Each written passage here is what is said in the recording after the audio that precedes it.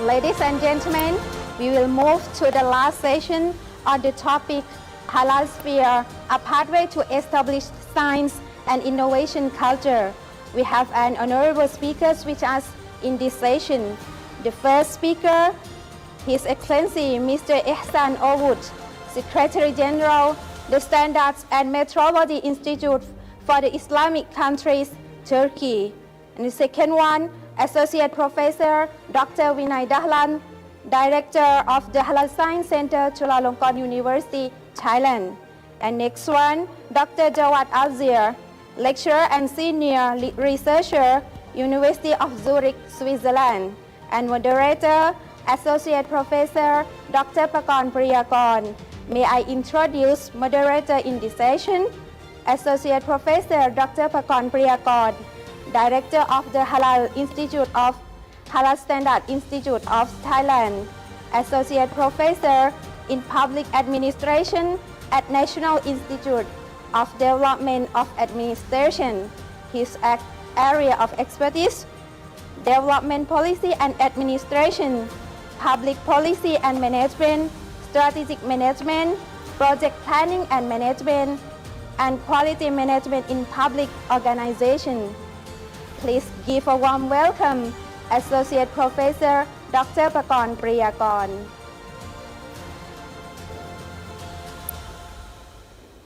Assalamualaikum warahmatullahi wabarakatuh. Honorable speakers, distinguished participants, colleagues, friends, and everyone who follow our virtual conference in Thailand Halal Assembly this year. Welcome to the first round and the last session of the International Halal Science and International Conference. The major focus of this session is, I'm going to share a bit, Halal Trust, a pathway to establish science and innovation culture. I am Dr. Pakorn Priyakon, Director of Halal Standard Institute of Thailand. I will be moderator of this particular session, which is very important one, because most of the speakers are in fact distinguished figures in halal development in the world. Three speakers today who will contribute what I call significant information. You have to understand, you have to know, and you have to follow, because the three speakers are in fact those who contribute a great deal or a lot of standards, science and technology plus innovation. The first speaker is His Excellency Ehsan Ovud, Secretary General of the Standards and Metrology Institute for Islamic countries, or we call OIC CIMIC, based in Istanbul, Turkey. He is in fact our co-chairman of this year Thailand Halal Assembly, and we met him on the opening ceremony yesterday.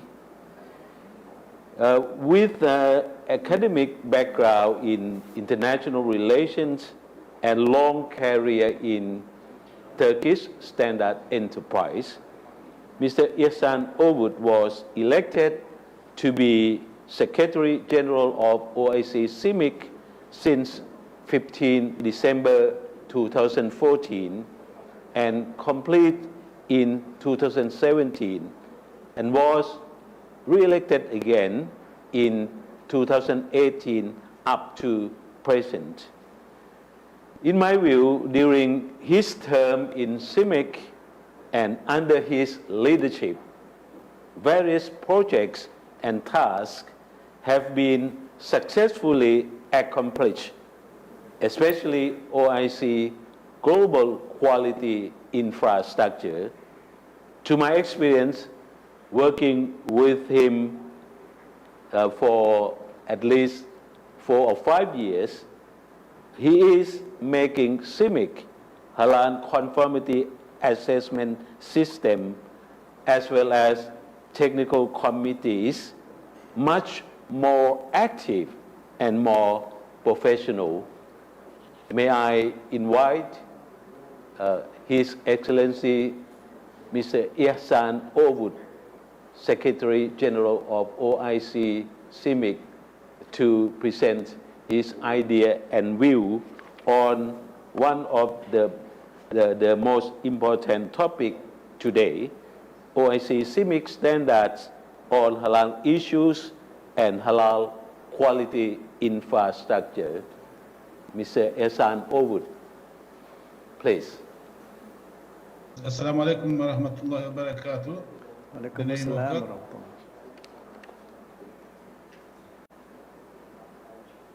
May I start? Yes, yes. Okay. Bismillah ar-Rahman ar-Rahim. Dear brothers and sisters, Assalamu alaikum wa rahmatullahi wa barakatuh.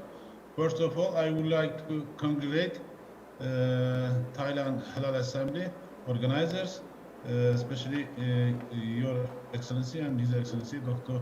Associate Professor Dr. Vinay Dahlan. It was excellent organizations. Last 6 years we are following you. Inshallah, the next year it will be face to face. Inshallah, if Allah permit us.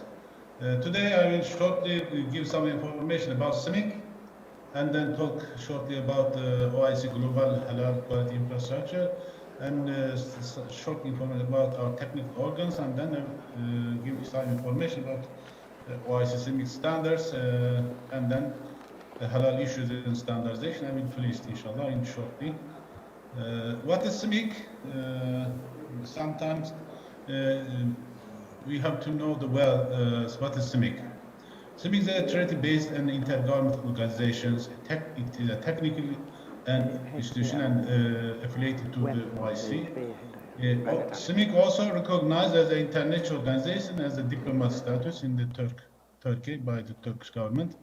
We have established in August 2010. We are in 10 years old. Our headquarters, as Dr. Priakon says, we are located in Istanbul, Turkey. This is our main objective summarized here. CIMIC is responsible to prepare, develop OIC CIMIC standard for all OIC members and Muslim communities to achieve uniformity in member states in the area of standardization, metrology, and laboratory testing is a second group of our objective. Thirdly, to provide technical assistance to member states which do not have processed such bodies like standardization, metrology, testing facilities, etc. The last group of our objective is to establish a conformity assessment scheme for the purpose of expediting exchange of materials, manufactured goods, and products among member states, beginning with the mutual recognition. This is very important for halal issues. I want to just emphasize this. CIMIC has 45 member states, 42 is full members, 3 observers. You are seeing some logos from our members here in the bottom. Who are the observers? Thailand, our first observer, Bosnia-Herzegovina was, and now the last year we received Russian Federation. Why they are observer is our status, member status belongs to the OIC membership, whereas the Thailand is the observer in the OIC. That reason. This is our mission vision. I will not to take off your time. These are informative from website, can find easily, but just read the vision. This is a new vision adopted this year, 1.5 months ago, to create a quality infrastructure that improves economy, welfare, and protect of our members this is a new vision for CIMIC. This is our strategic plan. Three strategic priorities we have. Goals is one is for standards. The second is about support the members' needs, and the third is about the quality infrastructure. I will give details later about this last one. This is the strategy map of our new strategy plan for 10 years, next 10 years, starting 1 January. Before the continue, I want to just emphasize the importance of the term of the standards, because the all system and all conformity assessment and halal global halal quality infrastructure all will be structured on the standards. We have to have single standards, one standards for same issues. Standards as an international term approved by the United Nations and ISO is the document developed by consensus. It means all stakeholders have contributed, and this should be approved by the recognized by the public or governmental authority. Standard should be used common and repeat, not one times, not for one company, should be used by all parts. Anyone who want to do, for example, certification, all certification bodies should use it, same standards. And all standards naturally should be voluntary. Then there's the stakeholders. You can see all part of the community groups like industries, like consumers, research and development organization, laboratories, government organization, non-government organization, SMEs, private sector, chamber of commerce, etc., universities. Standards should be developed by all parts, their active participations. And then second, after standards, another term, quality infrastructure.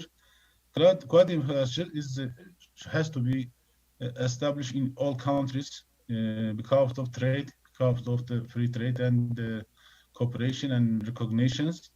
What does include? All aspects of standardization, metrology, accreditation, and conformity assessment, which is include testing, management system, inspection, certification, help to establish in a country. Quality infrastructure is a system of institutions which jointly ensure that products and process meet the predefined specifications, which they are standards. It means all system, all structure, infrastructure are established based on standards. This is for international structure. Each country, Thailand, all countries has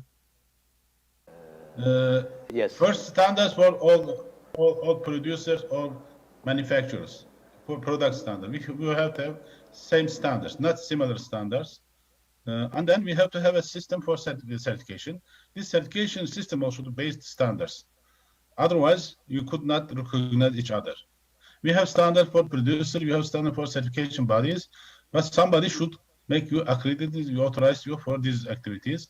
This also needs standards. In CIMIC, in OIC country, for product, we have many standards. Inshallah, will be in the future, we will. We have for the certification OIC 2 is a third-party conformity assessment of compliance according to the OIC 1, 4, 6, 9, etc. Accreditation bodies confirm to their standard OIC 3, but the competent certifiers the impartial and credible assessment of according to OIC 2 for the conformity assessment. This is the new structure for the quality infrastructure for the CIMIC members first, and then OIC members, and then for all stakeholders in halal sectors. In pyramid, you can see in the right side of the pyramid, accreditation, conformity assessment, products and services. It means in each level, we have to have same standards and implement by the all sectors. In the bottom, standards for manufacturers, for services, for producers, for retailers, distributors, etc. In the second level, standards for guidelines for halal certification bodies performing halal certification activities is in CIMIC. CIMIC CCA, Conformity Assessment Committee, is responsible for this standards. First big import standard was CIMIC 2, but we have 4 new standards in this area.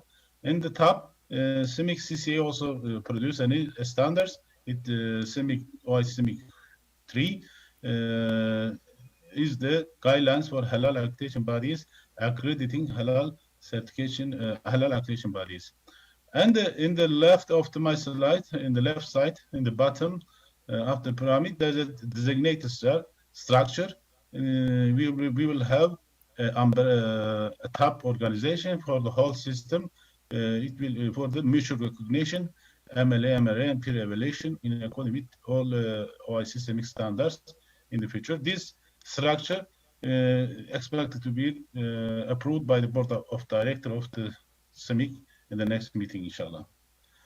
And here, just showing you the in which each level, each travel of the product from the needs of customers' requirements, from raw material to end user, you need standards. Without standards, you could not give the question of the consumers, and you will not reach the satisfaction of the customers. We say travel of a product from farm to fork. Only with standards you can reach find 100% satisfactions. With the system, what the benefit of the result of the system? There will be a full traceability. Product or people can be controlled where is the wrong, who is the wrong, what is the wrong, and there will be an increase in consumer trust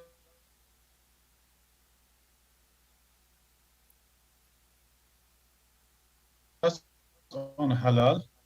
Also, there will be same things, one-time test, and accept everywhere. And then finally, there will be diminishing in technical barriers trade, and as a result, there will be full halal, inshallah. Turn back to the CIMIC. I say I will talk about the technical organs. CIMIC normally has a board, general assembly, board of directors, etc. But under board of directors, we have 3 main technical organs. We say councils. The accreditation council is responsible for the activities aimed to establish of an accreditation scheme in the OIC member states. As I said, showed you before, halal quality infrastructure is prepared by this council. Metrology is a scientific area, is for researching and make the cooperation type of metrology activities, policies, for the raw material, etc. This council is important, Standards and Management Council. This organ is assigned to task of the OIC standards in cooperation with member states.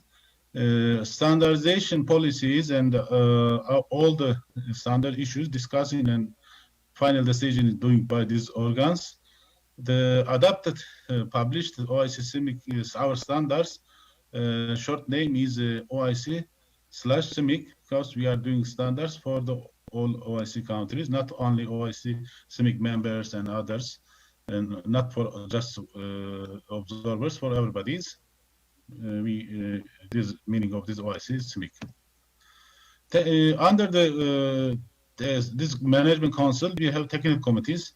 Each technical committee has a membership, different type of membership, 3 membership we can say, participation, full members, observers, and license. Each committee has a precise title, a scope, a working group, working program, and act in accordance with an agreed business plan. And a secretariat of each committee is given to a country, assigned to a country. Country given a secretary. Secretary is a permanent staff of the committee, manager of the committee. All responsibility is under the hand of the secretary. And the secretary and the select chair. The chair is appointed by the council for a term, initially 6 years, and then each 3 years will be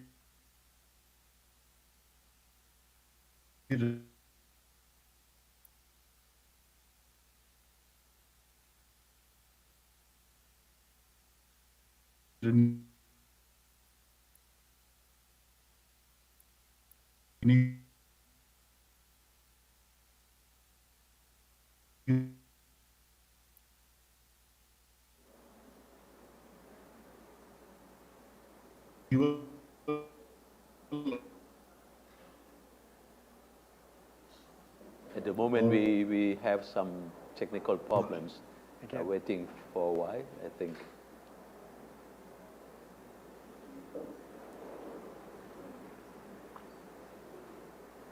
Dr. Ehsan, are you still there?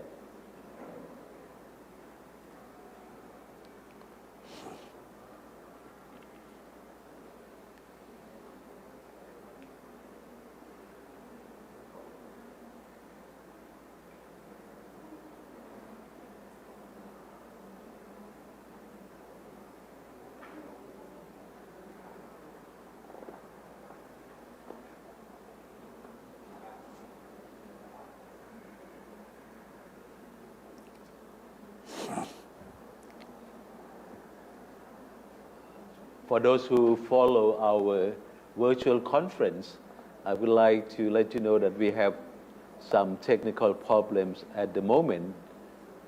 Speakers cannot connect with the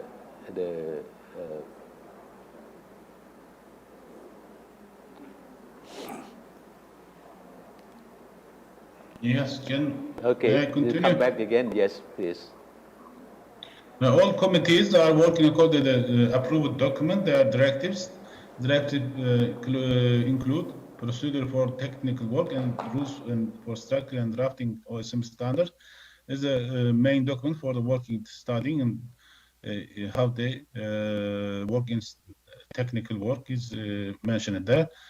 Also, we have two guides for the approved standards. This committee is very important because for the halal sector, all the important document standards are developing by conformity assessment bodies and certification and accreditations. Also, this is a policy committee. Problem of all OIC members about halal can be discussed, and some guides and some guidelines or some resolution can be done by this committee. Till now, we have 17 committees. Some of them not related to halal, but it is on halal issues. First committee is on halal food issues. Halal cosmetic is, for example, 10 halal supply chain, 11 TC11 halal management system, TC16 and halal pharmaceutical issue. Each committee is given secretary to a country. Our committee is working like each committee, like an international organization. They have a status like this, but belongs to CIMIC. This giving the stage for the standardization. Not easy to prepare standards. You have to follow the rules in the directives. If you have mature document, you can use the fast track shortest path. But if there is no any document, first working group is working on, then committee is working, and after committee matured something, general secretary is sending voting for limited times for 3 months.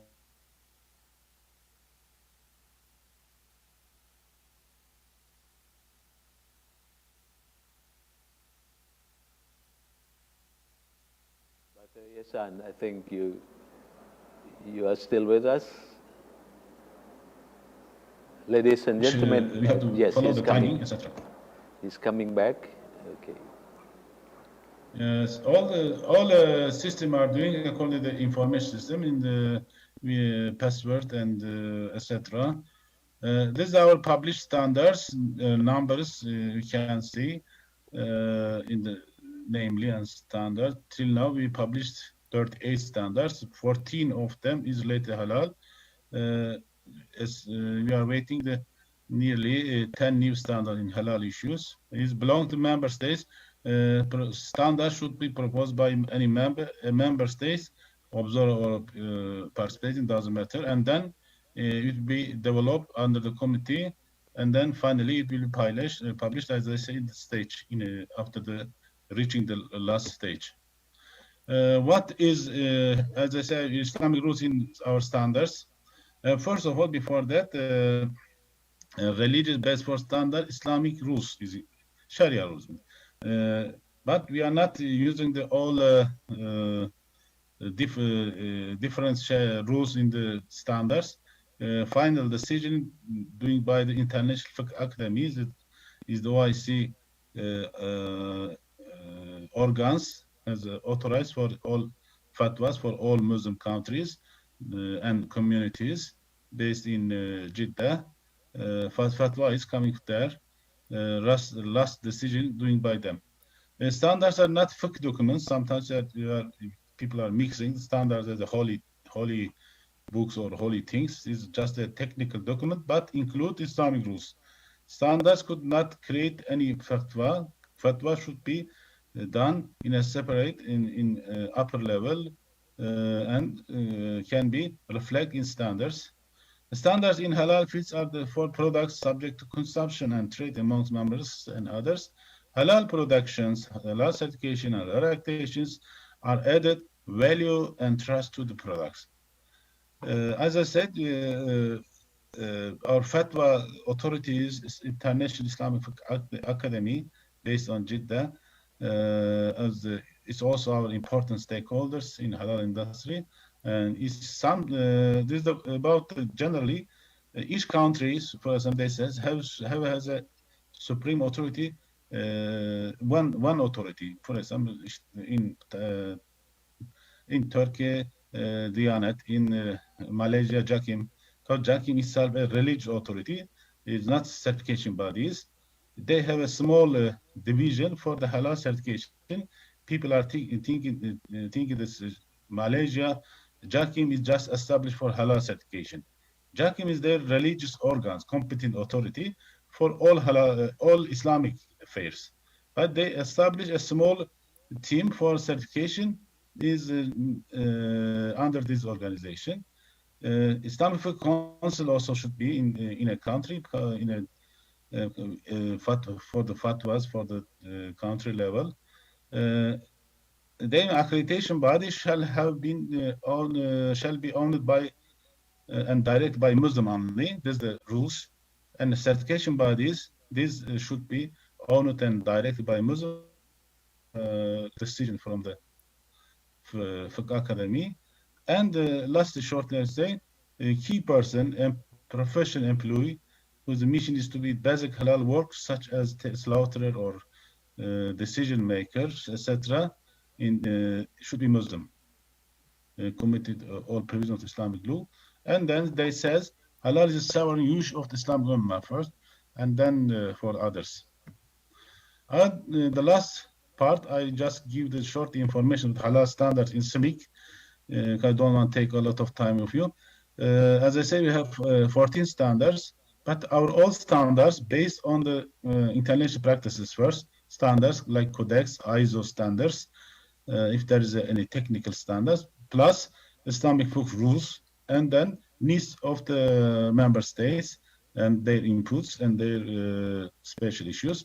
You see, OIC 1 is on Codex and ISO 22 series, 1000 series. OIC 2 is based on OIC not ISO, sorry, first ISO IEC 17 series, and then Islamic fiqh rules. Here, important two standards, ISO IEC 17021-1 and ISO IEC 17065. They're all later management and product certifications. OIC 3 is based on the ISO 17011 and plus Islamic rules and Islamic ethics rules approved by the members. ethical academy is there. Similar things for the other standards we can see. Halal tourism standards is a unique standards last year adopted. We reach on the, I think we solved all problems, the halal tourism area. There is three categories for the level of the halalness in the accommodations and hotel, etc. New standards 17-1-2-3 for halal supply chain. We have new standard this year as published is for the additives, food additives, halal additives, etc. Four standards and new standards for conformity assessment area can be easily. Finally, I want to say my words, conclude. The OIC CIMIC standards are the result of common study of the OIC member states. All standards are developed by the members, not CIMIC itself, and our partners through the technical committees. That reason, technical committee is very important, should be active and should be professional work. We need to support all CIMIC members and all communities who are related to halal, who want to be part of halal, is open door in technical committees. Also, CIMIC is a common platform for stakeholders, not only for halal issues. All stakeholders in related area can be part of us. And finally, OIC standards are common standards for the Muslim world and all interest parties. I once again to thanks organizers in this condition to organize these virtual conferences and meetings and Halal Assembly. I hope, inshallah, next year everything will be good for all humanity and all Muslim. We will be together face to face. Assalamu alaikum wa rahmatullahi wa barakatuh. Yasan Owood, thank you very much for your informative presentation, and I'm sure all who follow this virtual conference can see that we are really virtual because technical problems can happen anytime. I am very impressed for this presentation because we can understand the quality infrastructure of OIC CIMIC in putting all together, whether there be conformity assessment committee, technical committees, accreditation committee, and plus methodology council. I hope we all can work together more and more. Particularly myself has been one of the representative of Thailand in 5 technical committees, and that helped us a lot in Thailand in terms of developing our standards and guidelines for halal certification bodies. That is our first speaker, and I hope there will be some question, and we are going to wrap up those in the last part of our conference. The second speaker, ladies and gentlemen, is Associate Professor Dr. Vinay Dahlan, founding director of the Halal Science Center, Chulalongkorn University. He is also the Vice President of the Central Islamic Council of Thailand. He is also the President of Halal Standard Institute of Thailand. That means he's my boss. Dr. Vinay got PhD in Applied Medical Biology from University of Brussels in Belgium.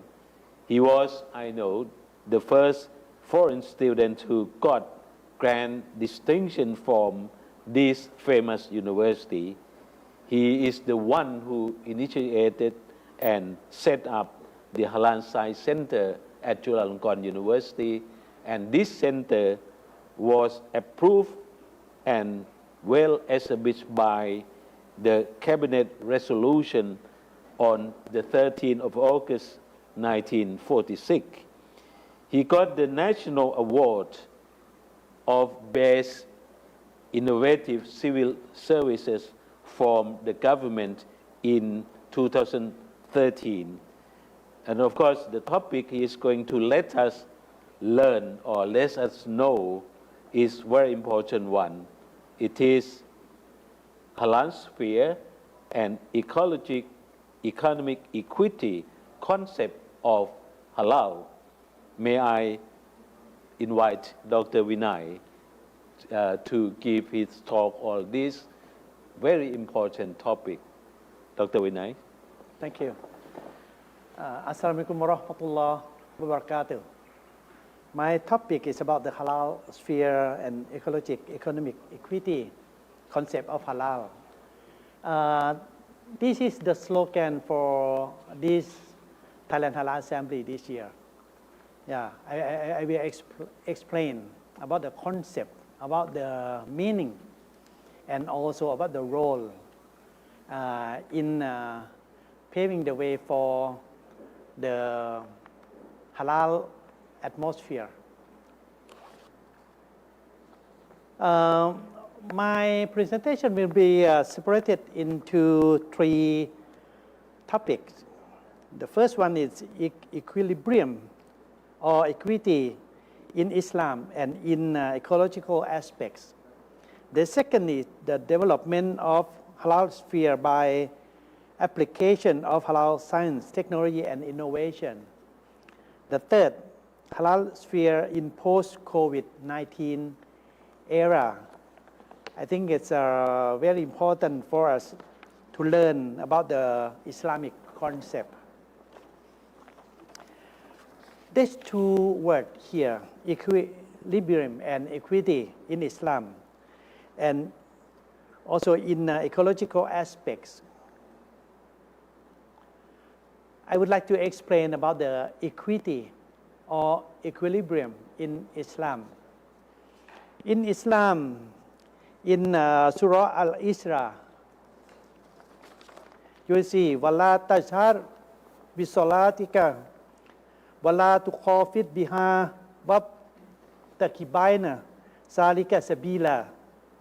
Do not recite Al-Quran too loudly in your prayer, nor too softly, not too loud or not too soft, but seek a way between them. This is the meaning of equilibrium or equity. When we discuss about the equilibrium, it's something about the physical balance. But for the equity, it's different. Equity is also mean the fairness. In Islam, we have to consider both sides, about the physical and also spiritual. This is the way that's why we use equity in our slogan. The second, Ya ayyuhan nasu kulu mimma. The second, ayyuhan nasur bahuwa ala anfusikum wa innakum la tad'una azamma wa la qaiban walakin tad'u nasami'a bashira. O people, be gentle with yourself, for you are not calling upon one who is deaf or absent. Rather, you are calling upon the hearing, the seeing. There are many kind of people in the society,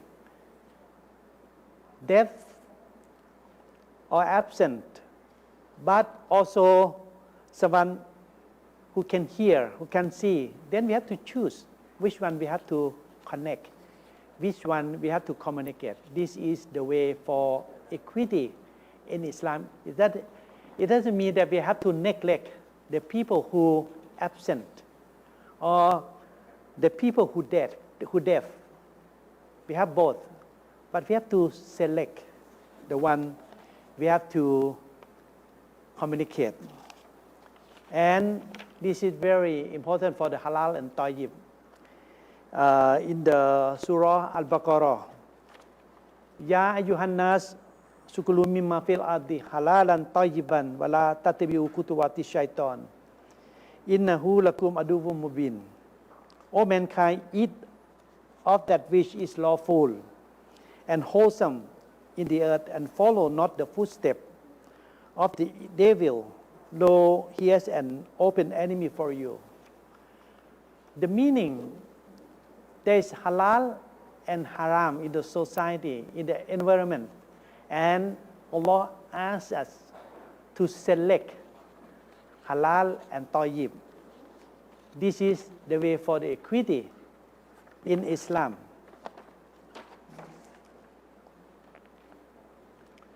And there's other example.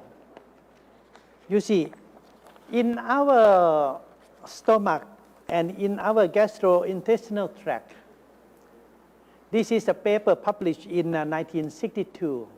In that year, nobody know about the bacteria inside. Theodore Rosebery found that if the human body is completely bacteria-free, if there is no bacteria inside, the result is the body's susceptibility to various diseases. It's not good. It means that we're gonna prone to many diseases. Good health is not mean to make the body free from pathogens. Rather, it makes the body suitable for being home to good bacteria that control pathogenic bacteria.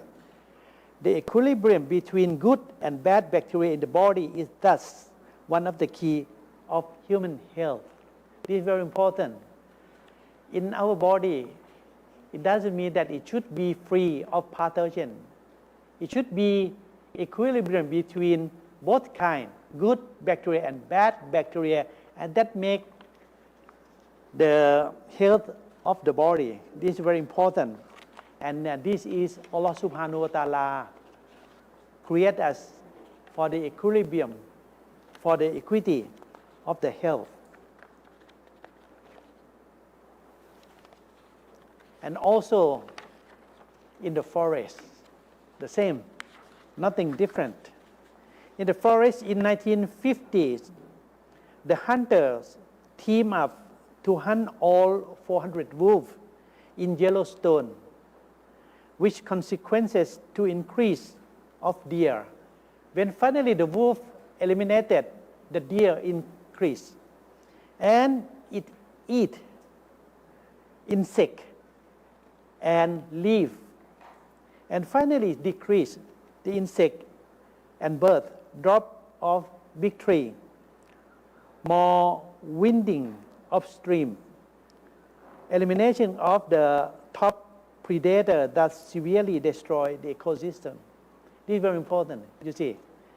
Protection of ecosystem is not mean to destroy the things that cause problem, but to control them in an equilibrium number that finally cause no problem. This is very important. In the body or in the forest, not different. It means that we must have both good and bad. For the halal sphere, the same. It means that in environment of the halal sphere, there's many haram subjects, but we have to select. We have to select, and we have to learn the way to select. This is halal sphere in a society where Muslims are minority, like Thailand. Does not mean to create halal ecosystem, this one word, or making all products and services in society halal. It doesn't mean that we have to make all halal. Halal sphere means to control haram, not to encroach Muslim. Meanwhile, making halal to provide greatest benefit to both Muslim and non-Muslim in society. This is the way. This is halal sphere. It means that we have both halal and haram. But we have to make all halal greatest benefit to non-Muslim and Muslim. And to be together between both sides, halal and haram. And we have to give a knowledge for Muslims to select the right thing for the halal. And the second, development of halal sphere by application of halal science, technology, and innovation. This is Chulalongkorn University that I'm working now. Our laboratory established according to the cabinet resolution in the year 2003, as Professor Pakon mentioned. Science and technology play a role not only in the laboratory for assessing haram, but they play all for throughout the supply chain. For example, at the beginning, from raw material, halal feed innovation, replacement for superhard ingredient material, and also establish the halal standard and develop the halal quality system, develop the halal forensic laboratory for routine check until the end of the line for the halal consumer education. This is, we play many roles throughout the supply chain. But how can, at the Halal Science Center, how can we develop the way for the role of the halal science, technology, and innovation?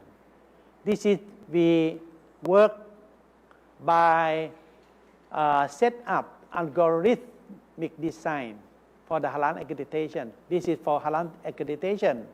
And in this algorithm, finally, we also develop one of our famous innovation about the halal H number. This is halal H number. It's already finished. This is developed throughout the way that we set up the algorithm. And in this way, we also develop the halal cleansing product, for how clean. Okay, I will explain you, not in detail about this algorithm. I will go for the halal laboratory analysis. Okay, we set up 4 kind or 5 kind of the laboratory assessment. For example, the gelatin or collagen analysis, we have a several technique by LCMS, ESI, and also develop other technique, and also have lipid analysis by many procedure, and very important about the DNA analysis by using real-time PCR. And now we develop the new technique for PGM, and we already published a paper can analyze simultaneously 9 species of animal by our scientist, Dr. Anas. And we developed the technique for protein analysis and so on. And here we developed the system of the halal assurance liability quality system that we call HALQ. This is for halal standardization in the factory. We already implement this system in 770 food factories throughout the country. You see, we developed this technique in the year 2000,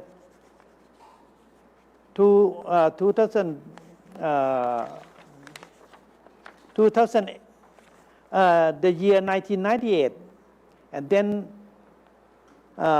we developed step by step until the year 2012.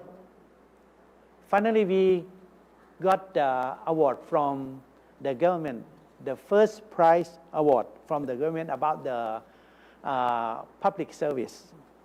This is how we work. And this is the way for HALQ, halal standardization.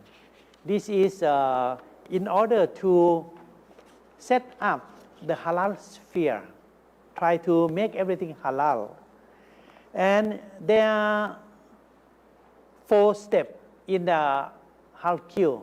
You see from the first step, preparation of document, and in-class training, in factory training, and finally evaluation and audit.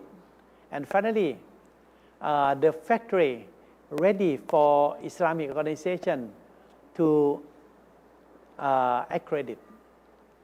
This is the way we work. And for the H number, we developed since the year 2004. We developed the technique of the laboratory, and finally we collect the data until the year 2016. The data that we collect is together is 130,000 information. Then finally we categorize and work until to have it tabulation until we develop the H number. This is for replacing E number. We cannot say this is for the E number. We know that it is safe, but safe for food factory, not for halal. Finally, we have to develop our own system for H number, for halal number. If finally we have the H number, we can be sure this is halal. This is how to develop H number.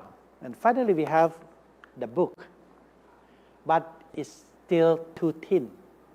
We really need collaboration from other laboratories. For example, our friend from Indonesia, our friend from Malaysia, from Pakistan, from Philippines, and from other countries to develop. We already set up the technique, and we really appreciate to distribute to the laboratory for those who are interested in this H number. In the year 2013, we got the award from the Governmental Services of Base Innovation. This is from the Deputy Prime Minister, the year 2013. The first one from the HALQ. But previously, before that, 6 years ago, before 2013, in the year 2009, we got award from the Prime Minister of Malaysia for HALQ. But that preliminary system of the HALQ. But finally, we got the award from the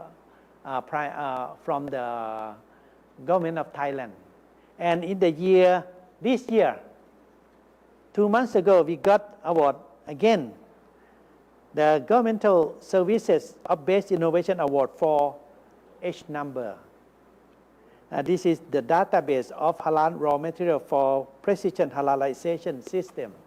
This is both for HALQ and for the H number. This is for making the atmosphere in the society, especially for the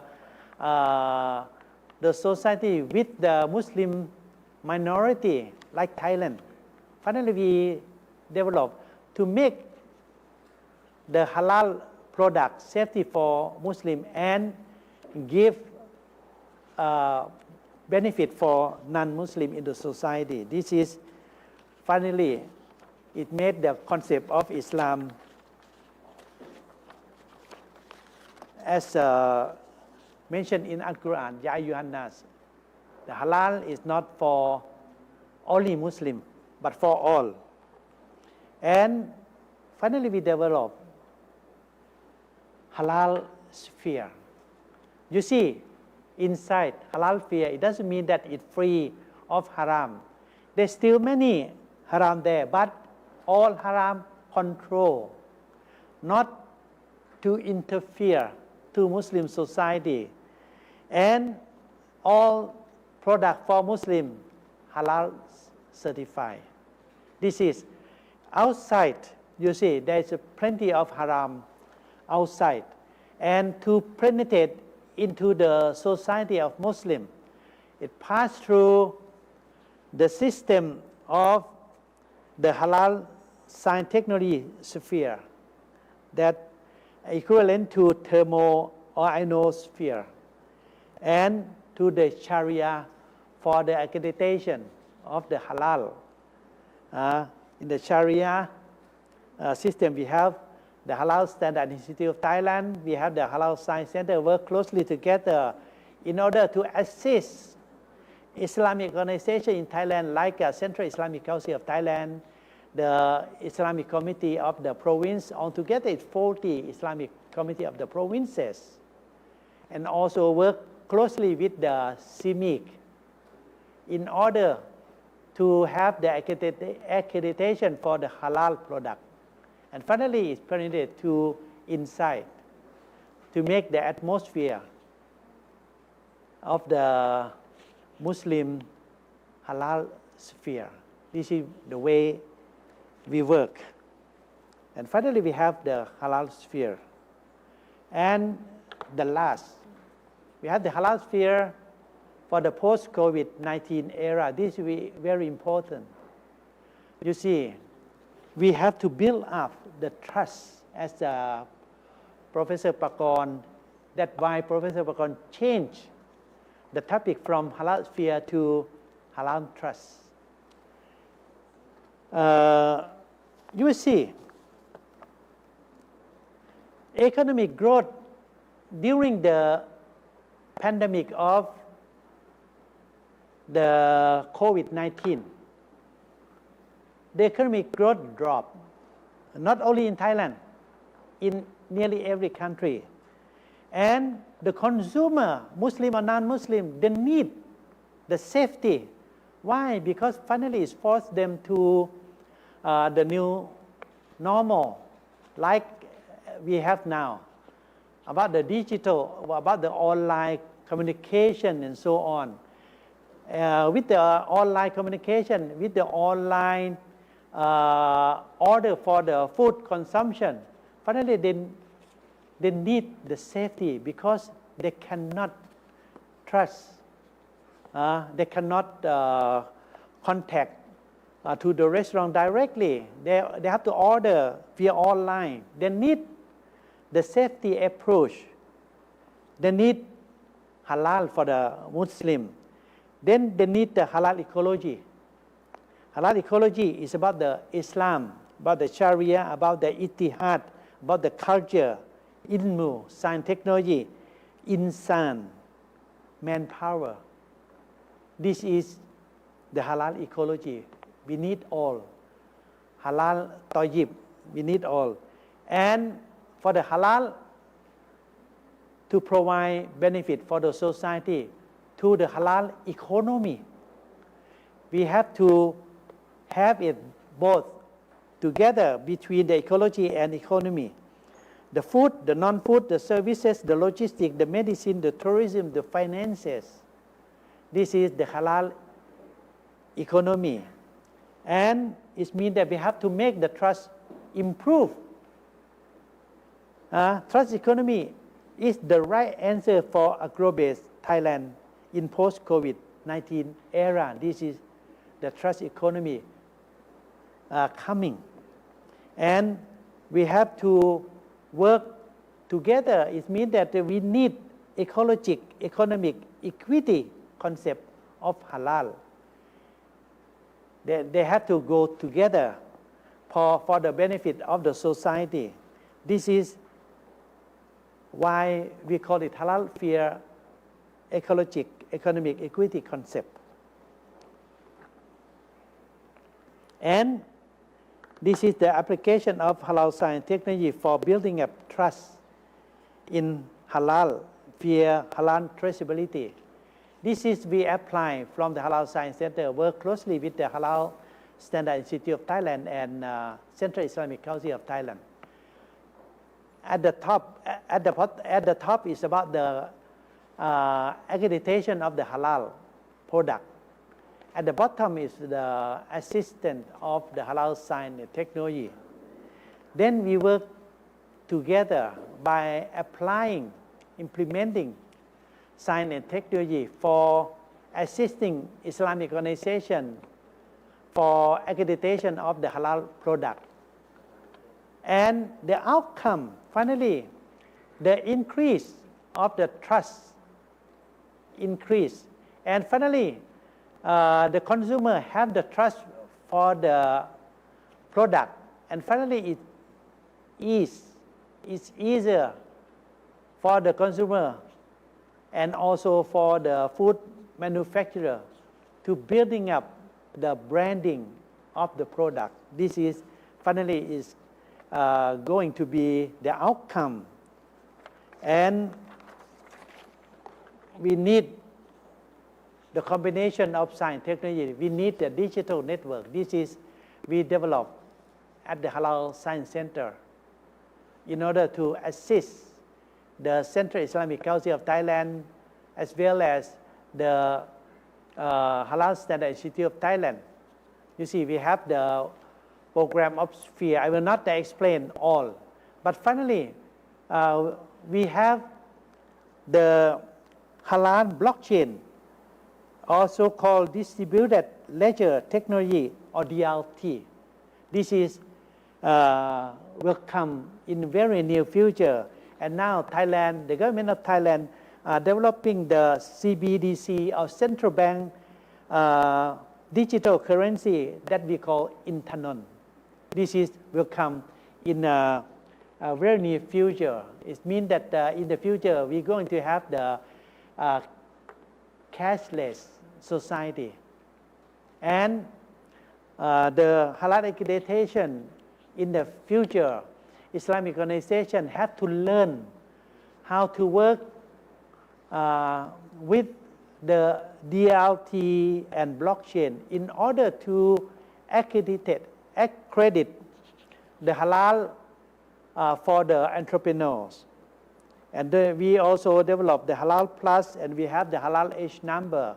This is all combined in the digital technology. And the last, now we are proposed to the government about, you see, at the beginning that we produce S-curve for the halal from the 247 million a year to 6 billion 100 million a year. It means that we produce S-curve working closely between Halal Science Center, Halal Standard Institute of Thailand, and this is the right choice. It means that the government have the right vision for the first part of the halal strategy, but finally it's reached the plateau. We need the second initiation, and then for producing new S-curve, and we propose the national halal strategy during 2021 to 2025, development of halal sphere as infrastructure of halal trust economy. This is we're going to building up halal trust by applying digital technology and together with the blockchain and so on. Then we have to work very closely together between stakeholder, industry, Islamic organization, university, and Islamic organization. This is our dream from the diamond halal. This is also the government, the cabinet resolution several years ago about the diamond halal, and also finally going to make it halal branding. This is for the halal mark. Finally, this is very important and a good, should be very good outcome from our hard working that between Halal Science Center, Halal Standard Institute of Thailand, Islamic organization, and then try to provide all benefit that we earn from our experiences in Thailand to all our friends in other countries. And this is, we have to thank for all, for all that participate in our virtual conferences. Thank you very much. Thank you very much indeed for a very comprehensive presentation, very systematic, very important in terms of creating the so-called halal sphere by application of science, particularly halal science, technology, and innovation. In my view, I think for halal sphere in post-COVID-19, the great contribution of his empirical evidence or empirical studies is that we have balance or equity, halal ecology to the halal economy. One last word I think is very important, that is the ultimate outcome of this kind of concept in the execution of the equity between economic growth and the thus halal economy. That's why I try to change the topic of this, the connotation of this session into halal trust instead of halal sphere. Ladies and gentlemen, we now come to the third speaker, Dr. Jawad Alsies from Zurich, Switzerland. May I introduce him to our colleagues and friends. Dr. Jawad Alsies is a lecturer and senior researcher at University of Zurich, Switzerland. He finished his PhD in organic chemistry from Swiss Federal Institute of Technology in Switzerland as well. His area of specialization is mainly on natural product chemistry, medical and pharmaceutical chemistry, and synthetic organic chemistry. He is member of Swiss Chemical Society and the International Society of Business Leaders. At the same time, he is the founder of two famous organizations, namely Swiss Scientific Society for Developing Countries and the so-called Halal Allopathic units. His topic today is good cultural practices or GAP and its compatibility with halal standards. May I invite Dr. Jawad Alsies to the floor, please. Yes, you can start your presentation now. Can you hear me, Dr. Jawad? Yes, Okay, I am trying to share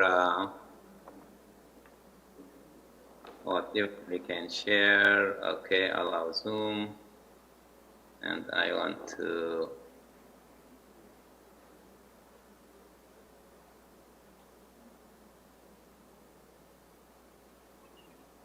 You can see that, ladies and gentlemen, this is the real virtual conference because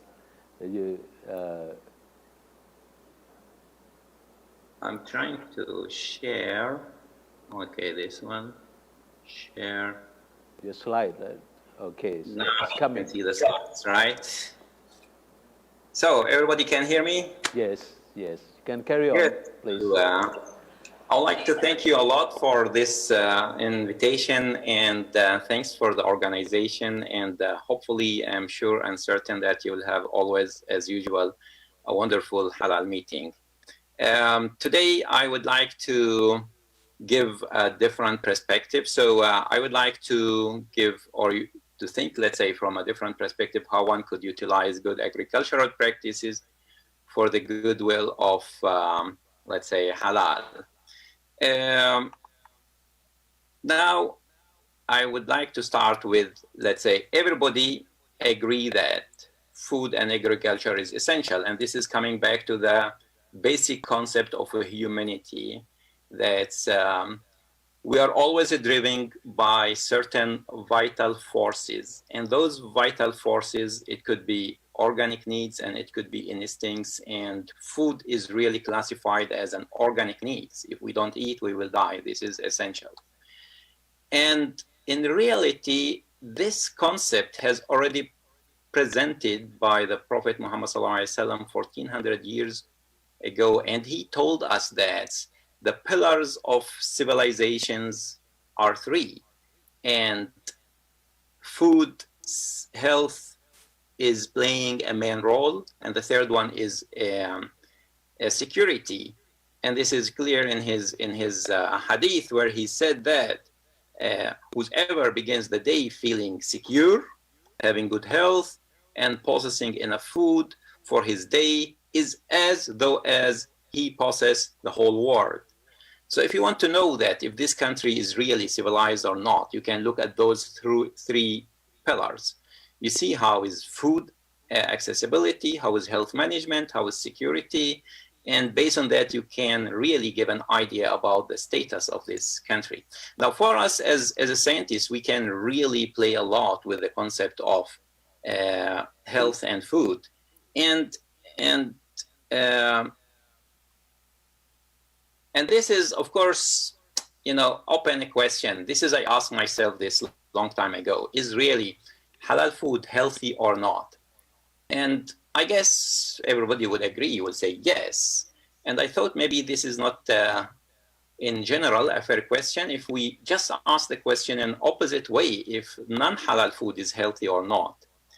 And I guess we will get like two different answers, yes or no, no or yes. But I think, to be fair, we have to think from rationality and from scientific point of view. In general, every food, no matter from where it comes and how it is processed, if it is enriched with the essentials. What are the essentials? Essentials are glucose units, and amino acids, nucleosides, vitamins, minerals, and waters. If all of that are really in a diverse way is present in the food in general can be called healthy.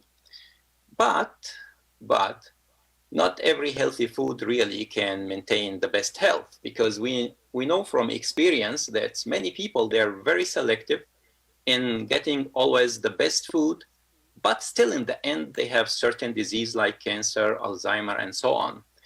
And therefore, maybe just to focus on healthy food is not enough. And that's why I wanted a little bit to go far and think how one could utilize healthy food and make it more, let's say, more effective on our health. And this, of course, open a question for me to make really a deep research in that direction. And I utilized all these existing principles, and I came to conclusion, yes, it is possible to make this food more effective, but we have to create the right environment for eating the food. And for these reasons, I have developed a concept which I called it halalopathy, and I wrote a number of publications. And if anyone is interested, could go to the last publication, which is just 2 weeks ago published. I'm not going into detail of this concept, but it is just basically made on how one could create a compatible system in the life. And this compatible system with regard to the food, it means that if what we eat is compatible to our lifestyle, this will create, from science point of view, a highly ordered system. And this highly ordered system will always create potentials. And this potential is essential in our life. It is the potential energy which will give us enough energy to do the work. It is the potential energy which is essential and needed for our immune system to remain on the fighting mode. And if potential is lost for a certain reason, then really, even we are eating the best food, but still we cannot really activate our immune system. And potential can only be created by compatibility concepts. And compatibility, it means we have to find the connections between our behavior and our concept about life. Now, if you think from industry point of view, so industries in general, they are aiming on producing a producing a product which is highly profitable, and of course it is irresistible in a way that everybody would like to have it. Now, if we look at those issues from both aspects, this is from industrial aspects, and now from customer aspects. Customer aspects, he would like to have the possibility of choice, to select something with his own choice, but he doesn't like to have his choices just made for him and tell him that's it. So I guess that's why we have to find a sort of system which compromise between industry and customers. And that's why, from one point, government is trying to create certain principles where it should impose on the production at industry. And also there are certain associations and societies which do concern about customers, and therefore they always like to take the health concept and the safety concept into consideration. And in my opinion, any industry would like to maintain or would like always to reach the horizon. They have really to focus on four values, not only the material value, because material value which has to do with profitable product, but they have also to think of human value, moral value, and spiritual value beside the material value. Now, from this aspect, of course, our focus will be today on these good agricultural practices, which are those principles which have been imposed either by the government or certain societies to achieve, of course, the goal. Now, how to utilize this with regard to the good halal practices, and that's why I thought maybe it will be good to see what are the common aspects between good halal practice and good agricultural practice, and those what is in common, we have to enrich them, and where are the differences and how one could build bridges between those differences and try to narrow them. Obviously, one can see that the main goal of both is really how to achieve safe and healthy food. And for this reason, of course, all the issues which are taken by the good agricultural practices are of concern of good halal practices. But there are, of course, certain issues which are part of good halal practices are not taken into concern of good halal practices. And this will be our focus, where we could really try to find a common understanding between both systems. Now, there are a lot. I'm not going to talk about all of them in details, because most of the people whom they are in the halal business, they are aware of these concepts. And the first one is tayyib.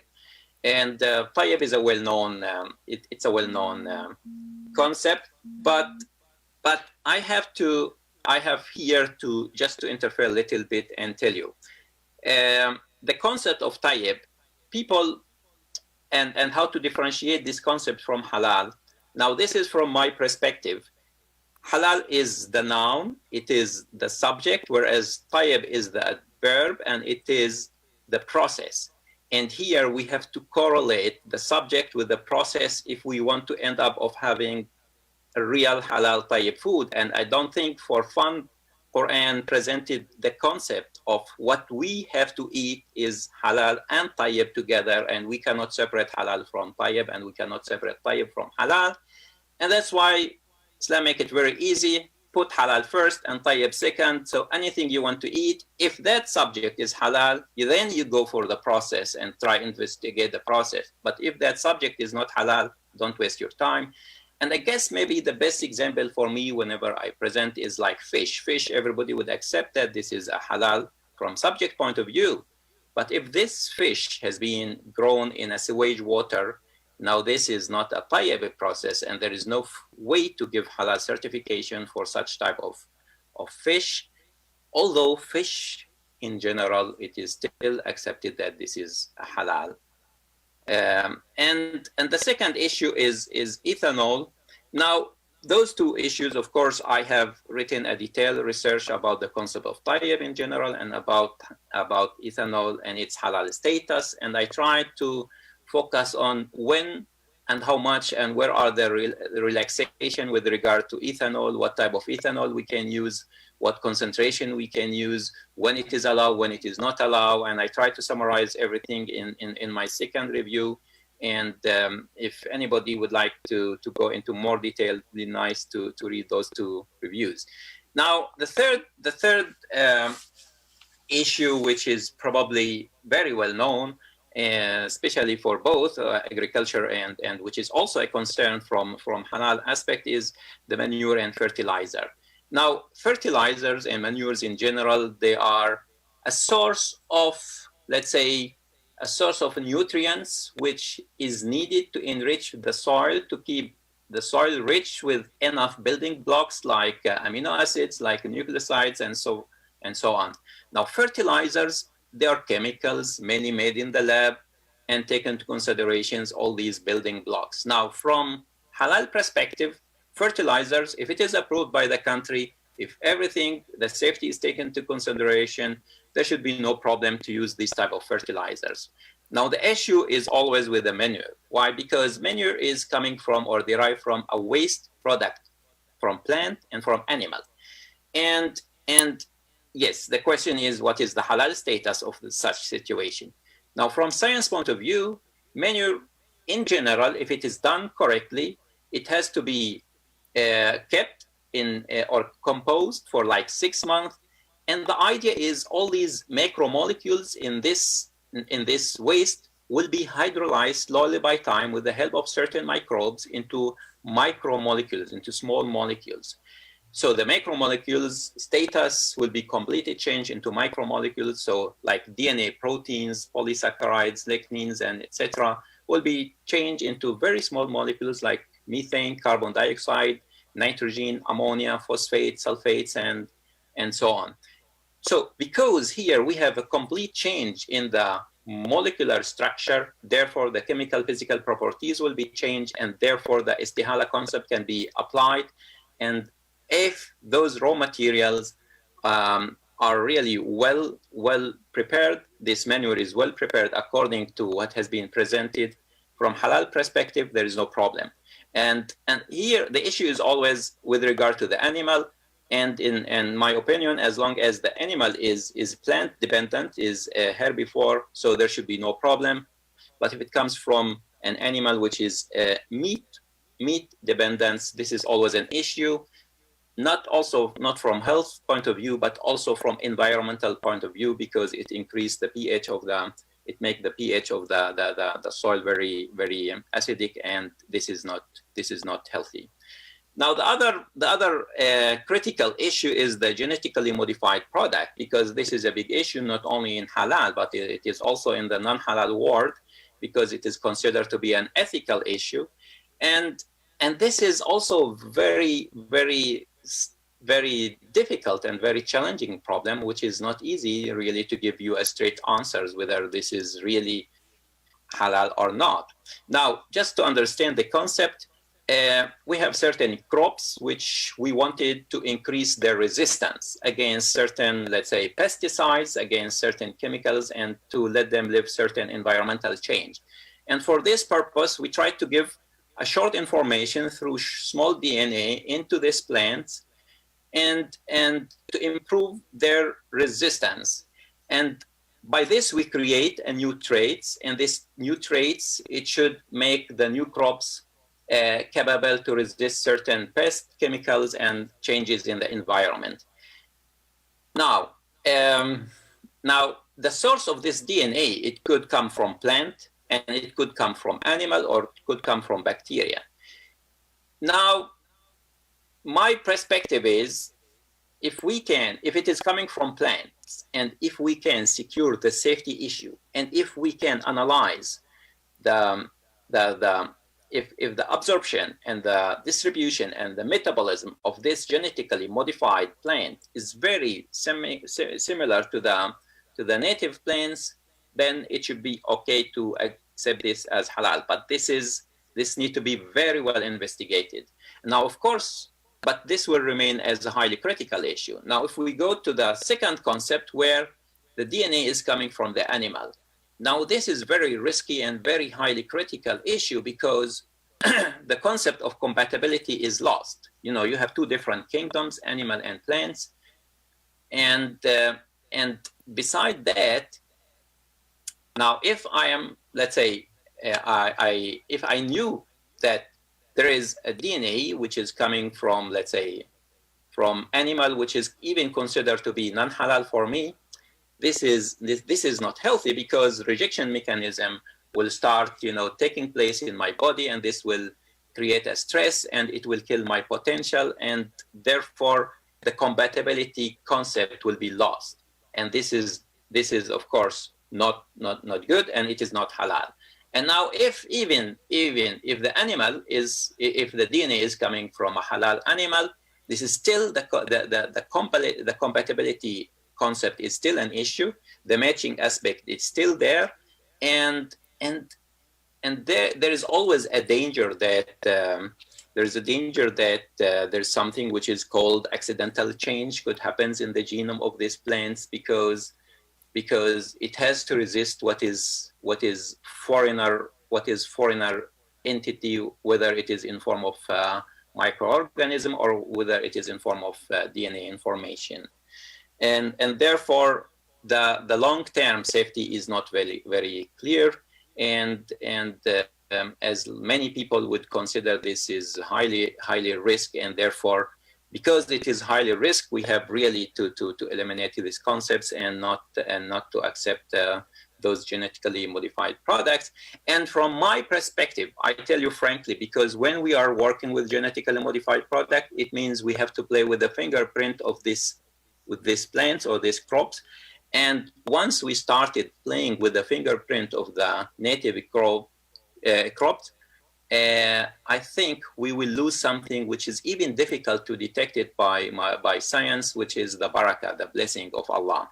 So the blessing will be away, and we see it, you know, in the olden time when we eat one tomato, it is healthy, it is tasting well, and it is enough. And now for this one piece of tomato, if we use 1 kilo of tomato, we don't gain the same taste, the same benefit. And so the barakah is really gone, although the quantity has been increased. So just to save some time, to talk about the other aspect, which is the animal ingredients. I think this is a very well-known aspect, and it is known for all of the people around what is allowed and what is not allowed from this type of perspective. And now the other issue is pesticides. Pesticides, what are the pesticides? They are really chemicals which are used or designed to control the pest. And in this case, because we are using chemicals, so we have to be careful here how we have to present this from halal point of view. Now, those are toxic chemicals which are designed to kill pets. Now, pets, they are small in size compared to our body. And therefore, here we have to be careful with the dose, because the dose determines the toxicity. And if the dose has been taken to the right concentration, if it has been approved by the country, if all of that issue has been taken into consideration, then there should be no problem to use this type of pesticides, as long as we do not change what Professor Vainai said, the equilibrium in the environment states. We should not really eliminate all those friendly microbe, friendly insects, which has been created to maintain certain balance, because if we eliminate this balance, many system will collapse. So the other issue is the lubricants, and you know that lubricants is always a big issue, but from our perspective and from also agricultural perspective, for them, if it is H1 approved for food, there should be no problem. But from halal perspective, we look at lubricants. There are three sources. One is petroleum. The other is natural lubricants, and the third is coming from chemicals. And those now, whether it is coming extracted from petrol point of view, it's a petroleum raw products, or it is synthesized in the lab. The halal perspective is fine, no problem, as long as we secure, as long as it is, let's say, it has an H1 grade.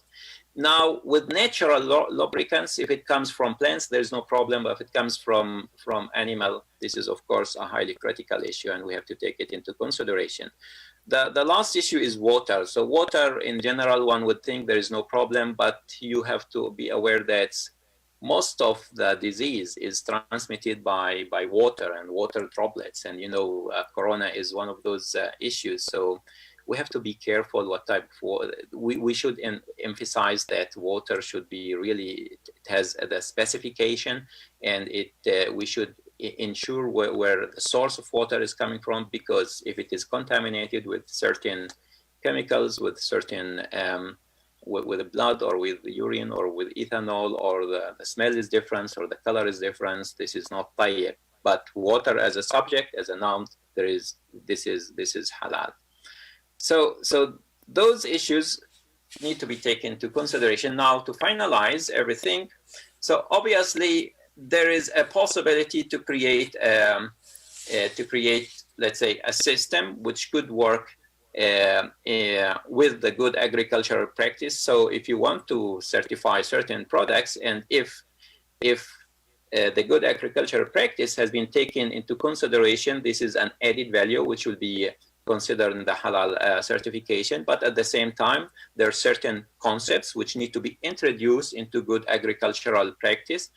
And I think we have to simplify those Islamic concepts like, you know, halal, mashbuh, and haram, and we can replace them by highly critical and non-critical to bridge between both scientific backgrounds. And clearly highly critical, most probably it will be not halal until it is proven opposite. So critical, it could be halal, it could be not. So that's why we have to investigate, and we have to do a lot of either test or documentations. Non-critical in general, they are natural products. They don't go through a process, and by nature they are halal. So I guess, yes, if now companies are really interested to produce halal, so they should take into consideration, and if it is part of their vision is really to reach the entire globe, so they should really take into consideration the four values which I presented in the beginning. So the material value, spiritual value, moral value, and the human value. And from this perspective, so what people lifestyle do have, this has to be taken into consideration, because we have so many lifestyle now exist. Beside the halal, we have the vegetarian, vegan, kosher, and even we start having a sort of more specialization. People, they have sensitivity to certain food, if it is gluten free or not, if it is lactose and glucose free. And this is also playing a big role, because our goal, we have to create a compatible system between what we eat and our lifestyle, and this compatibility will create always potential, and this is what we are seeking and looking for. So we have to introduce those terms into the good agricultural practices. We will ask good agricultural practices to be essential for halal certification. We of course need to make a training for people whom they work in such business, to let them aware of the good halal practices, and from from the perspective of certification, as has been mentioned, that it is a win-win situation. It is a good for industry because it will add value, and it is also a good for the customers because it will add a new quality control. So this will increase the trust between the company, the producer, and the consumer, and this trust is essential. And beside that, it will start help building bridges between peoples based on different cultures, different backgrounds, and different lifestyles. And in the end, if you would like to know more about this, it has been already published recently in these following publications. And in the end, I would like to thank you a lot. And sorry if the time was a little bit longer than usual, but thanks a lot for your organization. Thanks a lot for your attentions, and I'll be happy to clarify any points. So thanks. Thank you very much, Dr. Jawad, for introducing us to one of the most interesting issues, because you try to emphasize that based on the food sources, especially agricultural products with gap and good halal practices are compatible and creating both safety and healthy foods. And the one last word you also mentioned about halal trust, that is our main topic of this discussion. Ladies and gentlemen, we are really run out of time, so the time for Q&A seems to be very limited.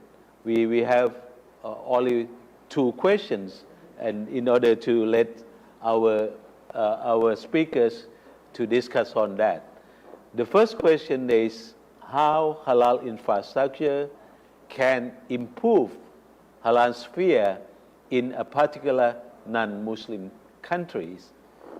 I think Dr. Vinay have to clear on this particular point, please. Yes, this is very important about the halal sphere. First thing, we better building up halal infrastructure first. And one of the best one is about the assistance of science technology for halal accreditation and halal authentication. This is why we better improve. The assist of the science technology and innovation will improve the integrity of the halal accreditation from the Islamic organization. This is very important. And then, as I mentioned, the halal sphere doesn't mean that we have to make all things that are consumed by a Muslim consumer. For the thing that are consumed by Muslim consumer, it should be halal, and it's much better by halal accreditation. But for the food and non-food and also service in the society, it doesn't mean that it should be halal, but it should be controlled, especially by the knowledge of the Muslim consumer in the society. And that's why halal infrastructure should be very important. I think we try to introduce the halal sphere into the society of the non-Muslim country. This is we better work harder between the halal scientists and Islamic organization in order to set up the good system for control the non-halal and also for certification of the halal. And this is why we try to introduce the halal sphere into the society. Okay, next, the big question. May I have the second question, please?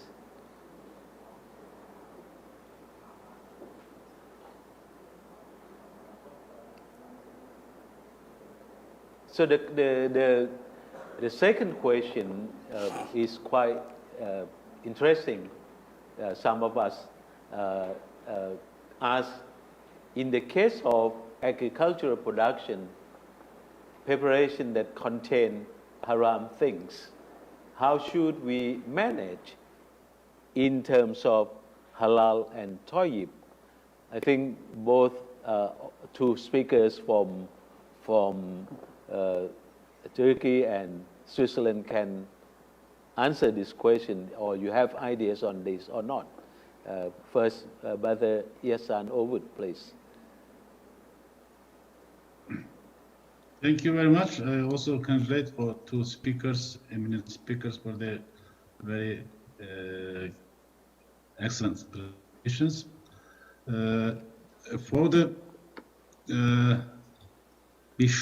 assurance of the halalness in any products, we need the proficiency testing laboratories. Without laboratories, how can we sure ingredients of the products by touching or by our eyes? We cannot be sure. We have, as that reason, I congratulate the University of and testing halal testing under the leadership of Dr. Vinay is a very excellent sample for all countries. It's a big chance and facility to be assurance about the ingredients in the products. We have to be sure standards will be our leader in this type of the assurance, but leadership also we have to establish halal testing laboratories in many countries, not only non-Muslim or Muslim countries, all countries where the Muslim community is there. Thank you. Yes, Dr. Chawat, do you have any? Yes, please. Yeah, thanks. So I think from my perspective, what I look at it, so for us, we cannot guarantee any end product to be 100% halal. There is no way. But what is important for us as a scientist, or for those whom they are involved in halal certification, it is essential to put 100% effort in searching, investigating, documenting, tracing all the entire ingredients process from A to Z.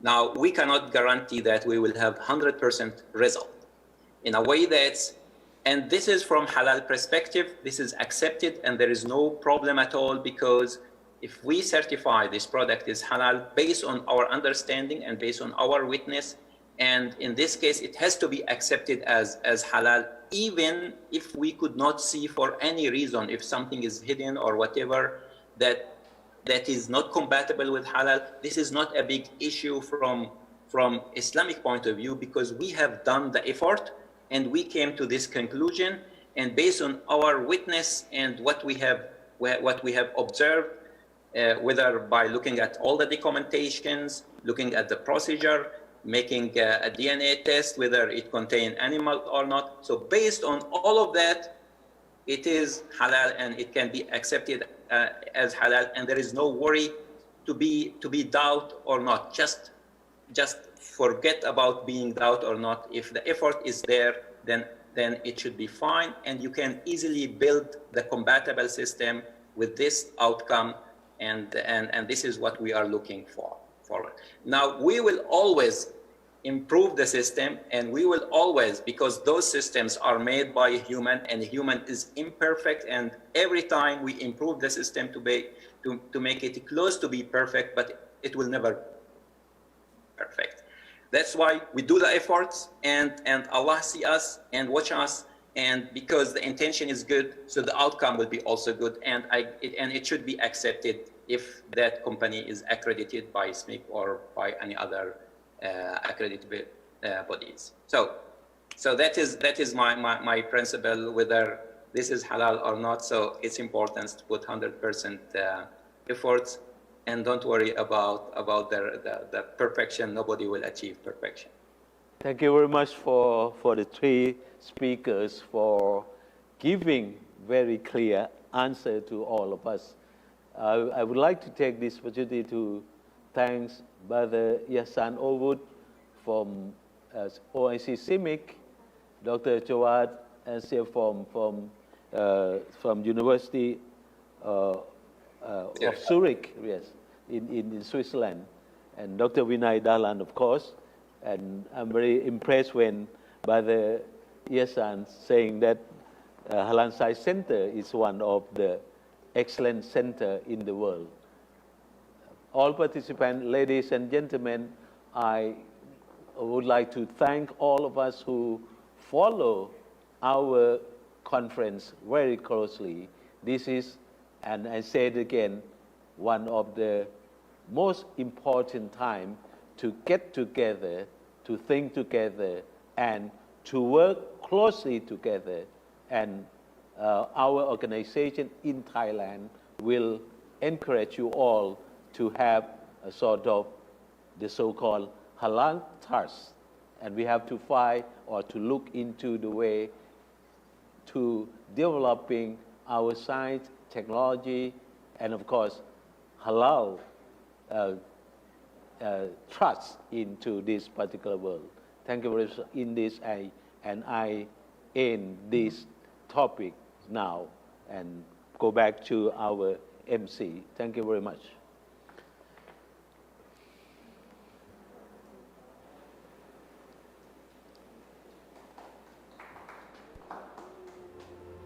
Thank you very much for a great presentation. Thank you all speakers, and thank you moderator Professor Dr. Pakorn Priyakon. Thank you.